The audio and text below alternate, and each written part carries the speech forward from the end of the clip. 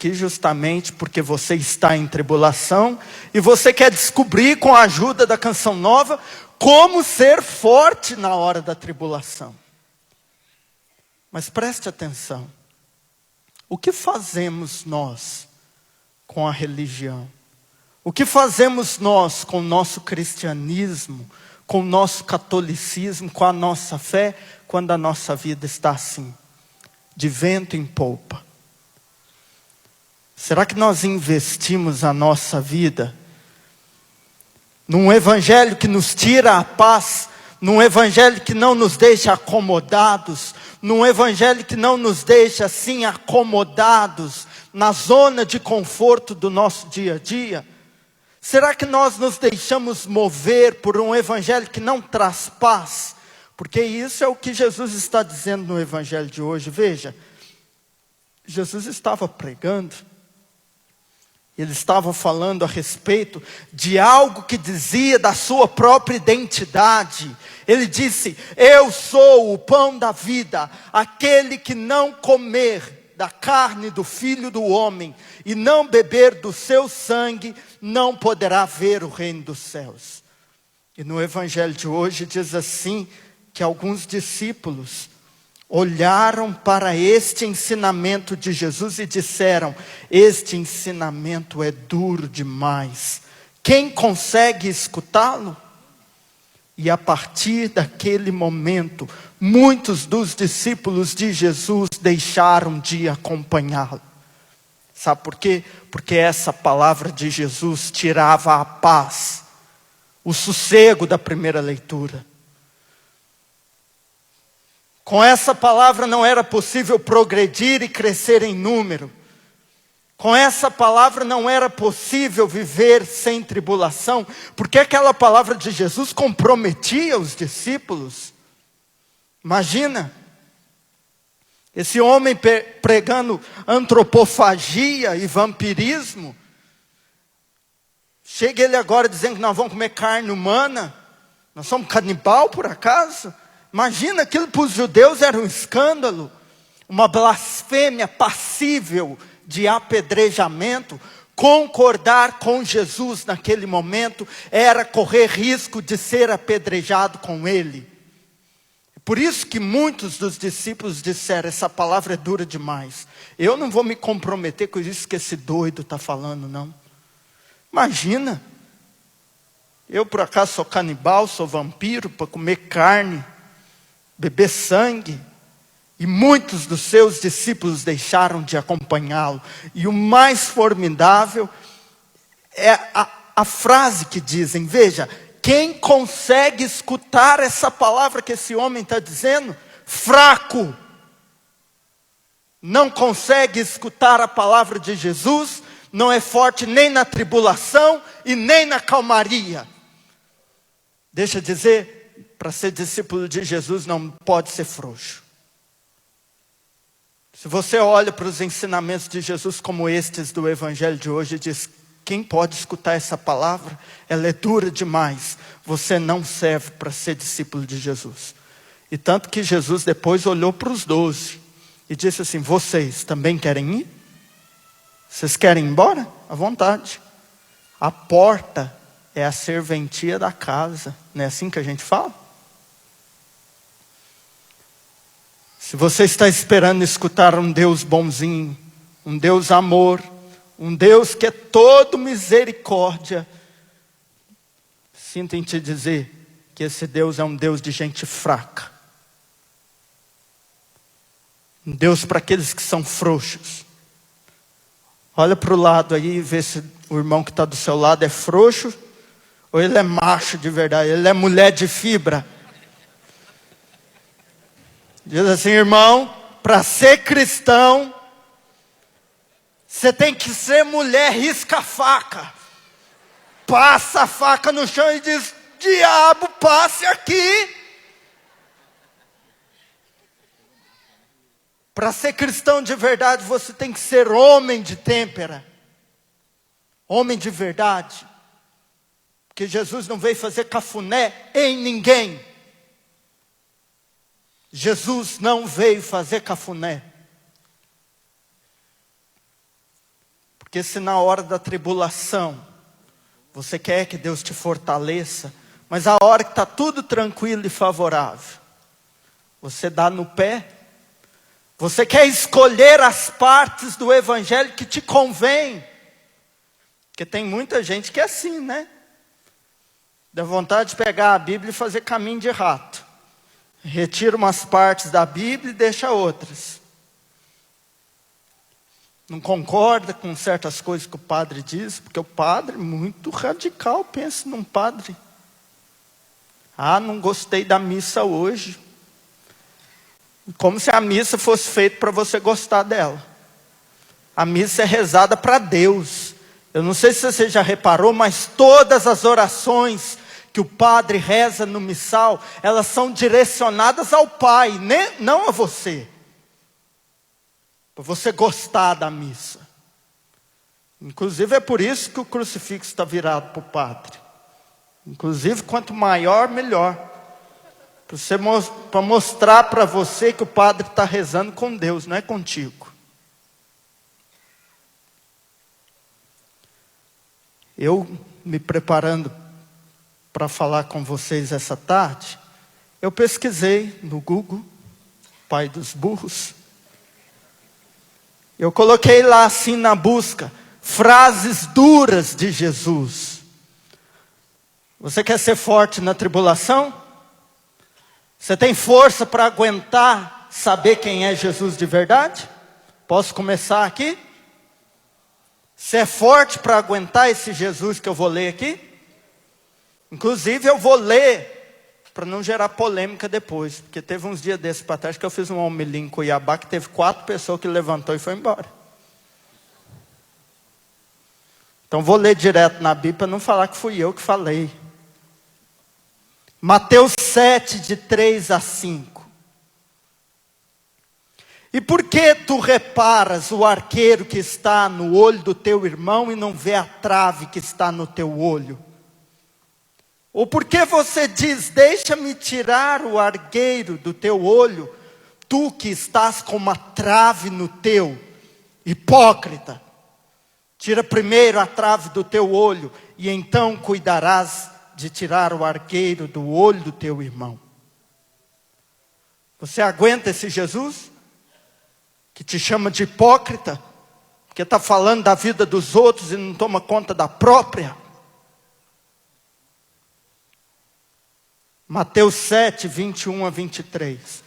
Olha, na minha pesquisa eu achei mais de 100 citações duras de Jesus. Aqui eu selecionei algumas para a gente ler. Nem todo aquele que me diz Senhor, Senhor entrará no reino dos céus, mas somente aquele que faz a vontade do meu Pai que está nos céus. Muitos me dirão naquele dia, Senhor, não foi em teu nome que profetizamos? Não foi em teu nome que expulsamos os demônios? Ou não foi em teu nome que fizemos muitas maravilhas? Então eu lhes direi abertamente, como se Jesus estivesse dizendo, eu vou falar bem na cara dele. Nunca vos conheci, apartai-vos de mim, ide para o fogo eterno. Já pensou Jesus falando isso para você? Nunca te conheci. Ah, Jesus, eu? Hã? Quem?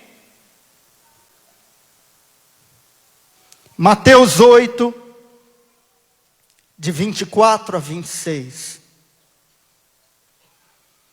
E outro dos seus discípulos lhe disse, Senhor, permite que primeiro eu vá sepultar o meu pai. Jesus, porém, disse, segue-me e deixe os mortos enterrar os seus mortos. Pensa num Jesus grosso. Ave Maria. Estúpido.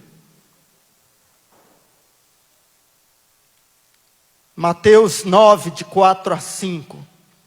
Mas Jesus, conhecendo os seus pensamentos, disse, por que pensais mal no vosso coração? Pois o que é mais fácil dizer, perdoados estão os teus pecados, ou levanta e anda? Imaginou você, lá escutando Jesus, você nem falou nada, que nesse dia eles nem falaram nada. Jesus, e vocês aí, por que estão pensando mal? Nem falei, estou só pensando. Mateus 10, 33. Mas qualquer um que negar a mim diante dos homens, eu negarei também diante do meu Pai que está nos céus. Mateus 10, 34 a 36. Não pensais que eu vim trazer a paz à terra. Não vim trazer a paz. Eu vim trazer a espada. Porque eu vim para pôr dissensão. O homem contra seu pai. Filha contra sua mãe e nora contra sua sogra. Ave Maria. Já nem precisa de alguém colocar desunião. Jesus ainda está falando que ele veio para isso. Essa aqui é boa, ó. Mateus 12, 34. Raça de víboras, como pode vós dizer boas coisas, sendo vocês maus de coração? Pois aquilo que há no coração é disso que a boca fala. Mateus 12, 39.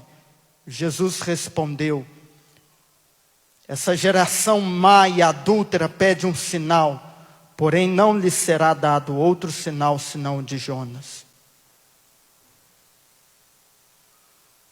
Pior, e aquela vez que Jesus falou que ia morrer, e Pedro chegou e falou assim: Senhor, que não te aconteça isso. Ele falou assim: sai, Satanás.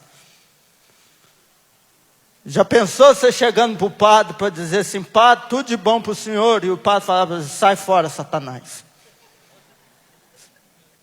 Não sei que essa carniça está vindo atrás de mim. Já pensou isso? Olha essa aqui, Mateus 17, 17. Um homem chegou e disse: Senhor, tem misericórdia do meu filho. Ele é lunático e sofre muito, pois muitas vezes cai no fogo e muitas vezes na água. Eu trouxe-o para os teus discípulos e eles não puderam curá-lo. Jesus respondeu dizendo: ó geração incrédula e perversa, até quando eu estarei convosco? Em outras palavras, Jesus estava falando: gentalha, gentalha. Até quando eu estarei misturado no meio desse povinho?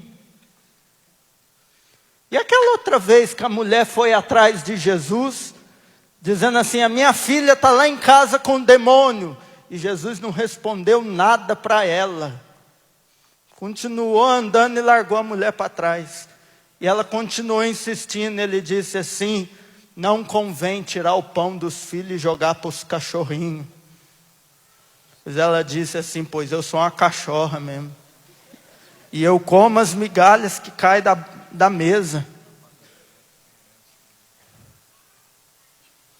E estava próxima a festa, Páscoa dos judeus. Isso está em João 2, 13, 16. Jesus subiu a Jerusalém. Achou no templo os que vendiam bois e ovelhas e pombos, e os cambistas assentados.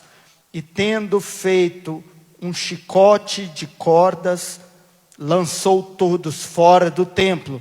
Também os bois, as ovelhas, espalhou o dinheiro e derrubou as mesas. E ele disse: saí daqui, vocês que fazem da casa do meu pai uma venda de ladrões. Você é forte o suficiente para seguir esse Jesus?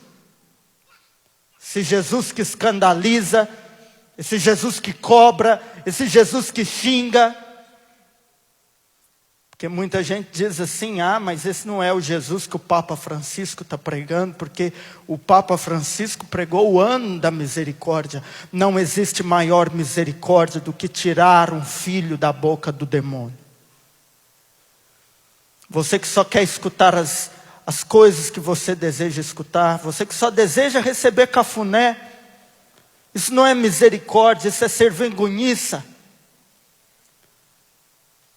Jesus quer que você viva da verdade.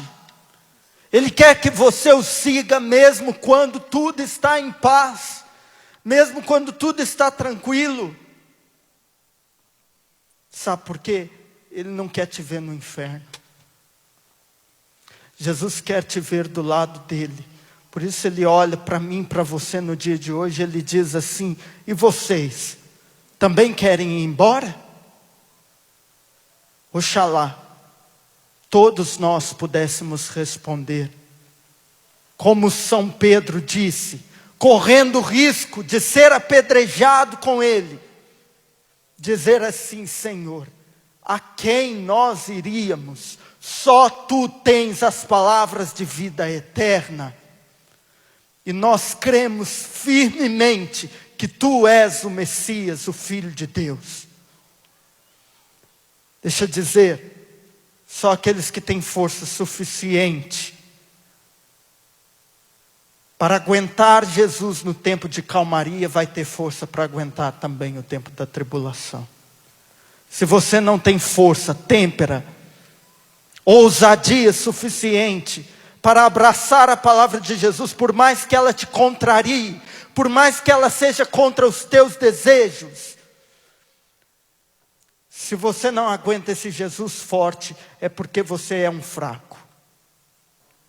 Porque você já se enquadrou dentro daquilo que nós chamamos de cultura pós-moderna.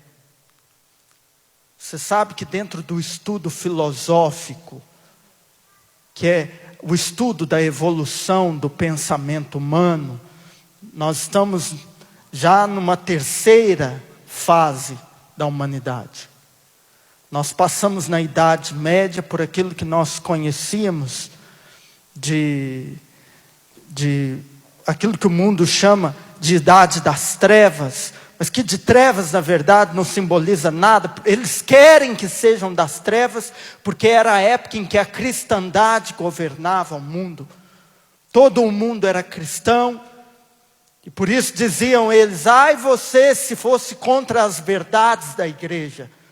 Veja Galileu Galilei, foi ele se levantar contra uma verdade da igreja, morreu. Então vieram aqueles que se chamavam os iluministas. Os grandes expoentes estavam na França, e desde então nós entramos naquilo que se chamou a fase moderna do mundo. Nós entramos na modernidade, onde toda a verdade, ela está dentro daquilo que é possível ser provado empiricamente. Se você não pode levar no laboratório, não pode medir, quer dizer que isso não é verdade. Verdade é somente aquilo que a ciência pode provar.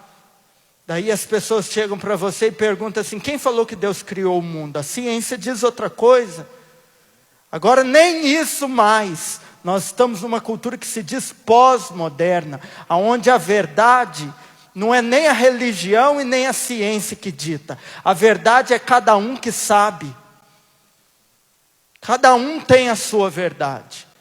Faz aquilo que te faz feliz. Se te faz feliz, então é verdade.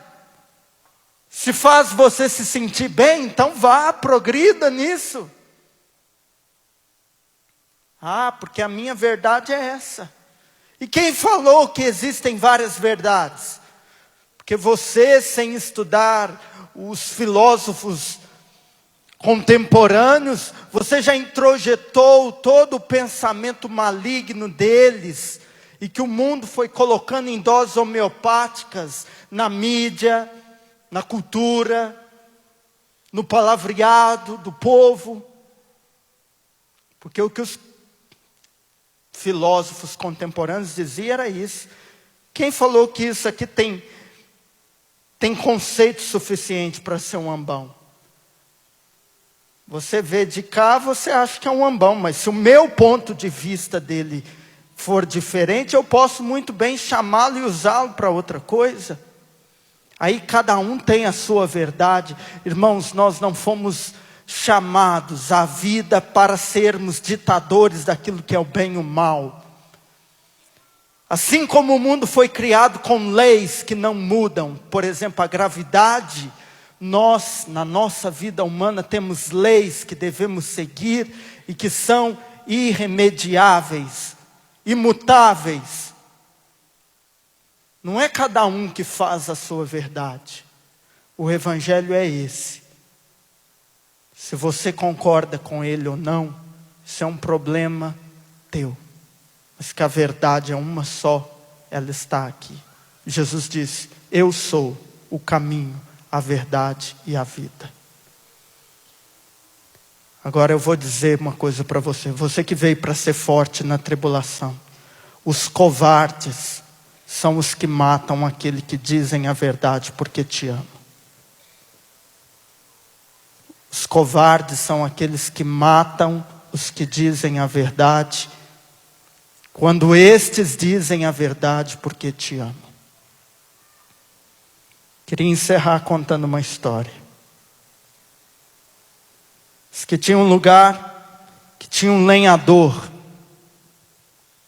um homem que trabalhava serrando árvores, fazendo tábuas. E ali onde ele morava, ele era viúvo, ele tinha uma pequena criança de 7 anos de idade, 7, 8.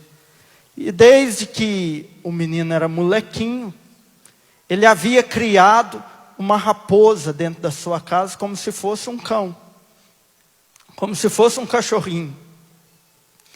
E ele domesticou e, de fato, a raposa agia como se fosse um cachorro. Quando o homem chegava, a raposa abanava o rabo, ela chorava.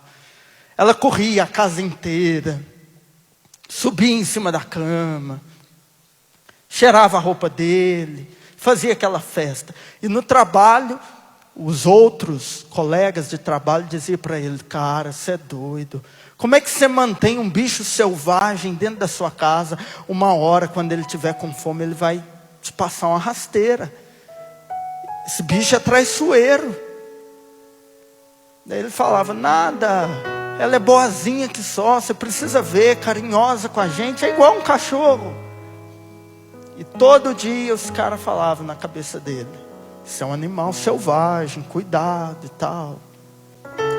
Um dia, aquele homem chegou em casa, e quando ele abriu a porta da sala, como de costume, veio a raposa toda pulando, o rabo abanando, aquela alegria que o dono chegou. Mas só que quando a raposa foi chegando perto, ele notou que a boca dela estava cheia de sangue. Qual foi a primeira coisa que ele pensou? Matou meu filho, comeu o menino. Ele pegou o machado que estava no ombro, desceu-lhe uma machadada na cabeça da raposa, que espatifou a bichinha, matou ela na hora. E ele, já em lágrimas, correu para dentro de casa, foi em busca do corpo do filho. Quando ele chegou no quarto, que ele olhou, a criança estava deitada em cima da cama dormindo, e na direção do filho uma serpente que estava indo para poder devorá-lo, e que a raposa havia matado. Deixa eu dizer, não seja covarde de matar aquele que morreu por você.